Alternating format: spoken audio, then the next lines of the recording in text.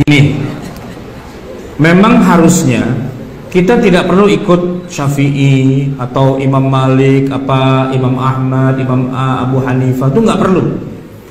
Yaitu ketika kita memang hidupnya bersama Rasulullah. Buat apa nanya Imam Ahmad bin Hambal? Kan ada Nabi di depan kita, Nabi, ngapain nanya Imam Ahmad? Imam Ahmadnya juga belum lahir. Buat apa nanya kepada Syafi'i? Syafi'i belum lahir. Syafi'i lahir tahun 150 Hijriah, ya kan? Abu Hanifah lahir tahun 80 Hijriah. Ya kalau kita hidup di zaman Nabi, lah ini Nabi gede banget depan muka kita, ngapain nanya yang lain, gitu loh. Jadi kalau Anda ingin mengatakan nggak usah ikut ulama, ikut Nabi, itu benar 100%, tapi Anda salah hidup. Tahun hidupnya di tahunnya Nabi, gitu loh, ya kan? Ada Nabi di depan, ya Rasul, boleh, boleh. Iya udah jalan, ya Rasul, haram, haram, kan gitu. Di depannya Nabi. Ini dia hidupnya di zaman sekarang, 14 abad kemudian. Dia bilang, saya nggak perlu ulama, saya langsung pada Nabi. Ketemu di mana tong sama Nabi? Nah, ketemu di mana? Di mimpi. Nggak bisa dijadikan dasar. Terus ketemu di mana? Di Sahih Bukhari. Emang bisa baca tuh Sahih Bukhari? Ya kan? Kan baca cuma terjemahnya doang, ya kan? Orang Imam Bukhari saja, orang Imam Bukhari itu nggak ketemu langsung dengan Nabi, nggak ketemu langsung, ya kan? Jangankan Bukhari, Abu Hanifah, Syafi'i itu nggak ketemu langsung, Imam Malik nggak ketemu langsung. Yang ketemu langsung itu adalah sahabat Nabi. Jadi yang boleh bilang saya tidak butuh ulama, saya butuh Nabi langsung, itu sahabat. Nah ente hidup tahun berapa? Nah, kan nggak sesuai. Nah buat orang yang sudah nggak ketemu langsung dari Nabi, ketemunya hanya dengan sahabat, yaitu para tabiin. Tabiin aja nggak boleh bilang saya nggak butuh sahabat, saya butuh Nabi. Lu ketemu? Enggak sih. Ya ketanya sama sahabat dong ujung-ujungnya kan. Nanyanya kepada siapa? Ya yang ketemu pada Nabi, ya sahabat.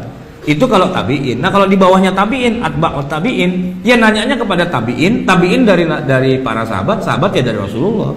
Siapa itu atba'ut tabiin? Contohnya adalah Rasulullah punya sahabat namanya Abdullah bin Umar. Abdullah bin Umar ini sahabat. Sahabat ini punya murid namanya Nafi'. Nafi' itu berarti derajatnya adalah bukan sahabat, di bawahnya sahabat. Apa namanya? Tabi'in. Nah, Nafi' ini ya, kemudian di masanya dia jadi ulama besar, dia punya murid namanya Malik. Malik itu apa levelnya? Tabi'in. Malik itu ya Imam Malik yang mendirikan mazhab Maliki, gitu loh. Masa kita bilang Malik goblok agak ngerti apa-apa? Gua yang ketemu langsung dengan Nabi. Kapan ketemunya? Di mana ketemunya? Dalam mimpi. Ya kalau dalam mimpi mah nggak bisa dijadikan dasar. Nah, kita nanya kepada Malik, itu adalah pendiri dari mazhab Maliki. Kita nanya kepada Imam Syafi'i karena Syafi'i muridnya Imam Malik, gitu loh. Kita nanya kepada Imam Ahmad karena Imam Ahmad itu muridnya Imam Syafi'i. Ahmad, Syafi'i, Malik, Nafi', Ibnu Umar, Rasulullah. Itu kan generasi pertama kepada mereka. Kita bermazhab itu kepada orang yang salaf. Salaf itu di sini maksudnya ya salaf yang hidupnya di awal-awal itu. Levelnya itu di bawahnya sahabat yaitu tabi'in, di bawahnya lagi atba'ut tabi'in. Itu mereka salafun soleh yang sesoleh-solehnya. Salaf dalam arti yang sesungguhnya, gitu. Bukan ngaku salaf tapi hidupnya 2018. Itu mah bukan salaf, gitu loh. Orang zaman sekarang tapi ngakunya ke sana. Terus saya tanya, kalau emang Anda ketemu langsung dengan Nabi lewat jalur apa? Lewat pakai hadis. Emang hadis ente ketemu langsung dengan Nabi kan enggak? Tapi dari sahabat, dari tabi'in, dari atba'in kan lewat jalur yang sama juga, lewat jalur Imam Ahmad, lewat jalur Imam Asy-Syafi'i, lewat jalur Imam Malik, kan itu juga. Jadi dia bilang saya nggak mau ikut mazhab tapi pakai hadis, ya berarti hadisnya kan lewat jalur orang yang sama juga. Kenapa kalau hadisnya dipakai tapi ijtihadnya nggak dipakai? Kan nggak masuk akal. Sedikit belajar sejarah lah gitu, biar nggak kelihatan begonya tuh kelihatan banget gitulah ya. Sedikit belajar sejarah. Jadi tahu oh di sini posisi para ulama itu. Dan kepada kita ya kita tinggal ikut aja. Kan begini ya. Kita harus pakai hadis sahih. Kalau hadisnya tidak sahih harus dibuang gitu ya.